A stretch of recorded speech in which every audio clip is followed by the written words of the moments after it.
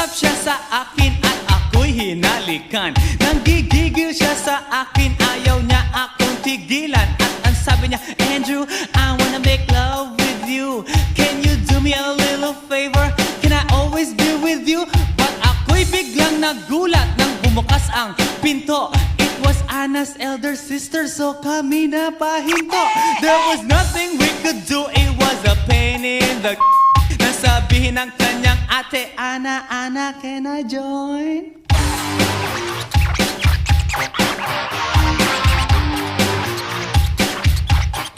Andrew called me